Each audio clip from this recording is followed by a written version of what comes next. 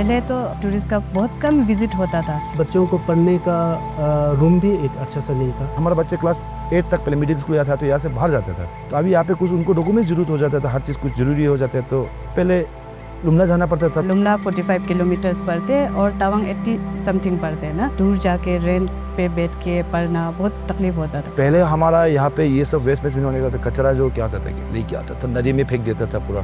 शाम परसों से आता था तो कीचड़ पूरा, तो वहाँ गाड़ी फंस के रोकना पड़ता था। सरहद पर बसे इन गांवों में जिंदगी थी, लेकिन जरूरतें सिर्फ ख्वाबों में मिला करती थी। ये बात उन दिनों की है जब ऐसा लगता था कि जैसे ये आखिरी गांव भारत के नक्शे के किनारे रखी कोई भूली हुई उम्मीद हो।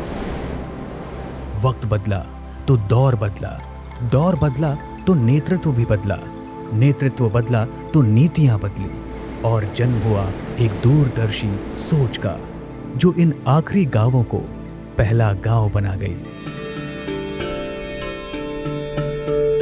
जब से वाइब्रेंट विलेज प्रोग्राम स्टार्ट हुआ था तो सबसे पहले तो हमारा ये कैफ़े जो रन करने में इंडियन आर्मी का बहुत बड़ा योगदान रहा है ना। उन्होंने ही हमें ये कैफ़े को अंडर वाइब्रेंट विलेज पे दिलवाया है, और उन्होंने ही हमें बेकिंग और कुकिंग का क्लासेस भी प्रोवाइड किया है। 20 में 2022 को ये दीनदयाल स्कीम का बारे में सुना, मतलब ऐसे सुना कि ऐसे कुछ स्कीम है, तो होम स्टे का है, तो मैंने इसलिए अप्लाई करके देखा, तो प्रेजेंटेशन वगैरह सब कुछ दिया तो मिल गया। इसलिए अभी देखा जाए तो बहुत ही अच्छा है। जब से ये वाइब्रेंट विलेज प्रोग्राम स्टार्ट हुआ है ना, तब से मतलब टूरिस्ट विजिट भी आना शुरू हो गया है। इंटरनेट भी 2023 से चालू हुआ, तो ये इंटरनेट चालू होने का बाद यहाँ पे टूरिज्म और भी आ रहा है, क्योंकि आजकल तो पूरा ऑनलाइन है ना। जब वो लोग फूड के लिए आते हैं तो हमारा इनकम भी अच्छा से हो जाता है ना।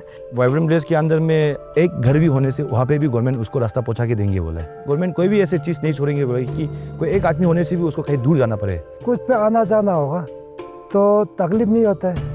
जैसे काचा रोड ऐसे तो उसमें तो अपना घर से ठोकर मारता तो तकलीफ होता है, बुढ़े लोग जाने में तकलीफ होता है, जैसे बीमारी लेके जाने में तकलीफ होता है। अभी थोड़ा जो रास्ता ठीक है तो कोई भी अभी बुढ़े हो बीमार भी हो तो जाने में तो थोड़ा आराम लगता है, वही फर्क है। वाइब्रेंट विलेज प्रोग्राम आने के बाद ही बहुत मतलब चेंजेस देखने को मिला है, जैसे कि बहुत सारा मेडिकल कैंप्स भी यहाँ पे हुआ था। जब हमको यहाँ पे सब कुछ मिल रहा है तो हमको जाना क्यों है अलग जगह। अभी खास करके नंबर 1 में तो जब वाइब्रेंट हुआ है उसी के कारण से ही आपका ये सेकेंडरी स्कूल बना। अभी इतना बड़ा बिल्डिंग बन गया, इसके बाद में हॉस्टल बिल्डिंग बन रहा है, ऑडिटोरियम बन रहा है, प्लेग्राउंड बना। एजुकेशन में तो बहुत सारा डेवलपमेंट आया है, क्योंकि मेन तो बस्ती को डेवलपमेंट होने के लिए सबसे पहला थिंग तो ये एजुकेशन ही होते हैं। वेस्ट बैंक है हमारे कैफ़े के बगल में ही है वेस्ट बैंक, जहाँ पे हमारा जिमीथांग के सारे वेस्ट को वहाँ पे जमा करके सेग्रीगेट करके रिसाइकल के लिए बेचने का प्लानिंग है।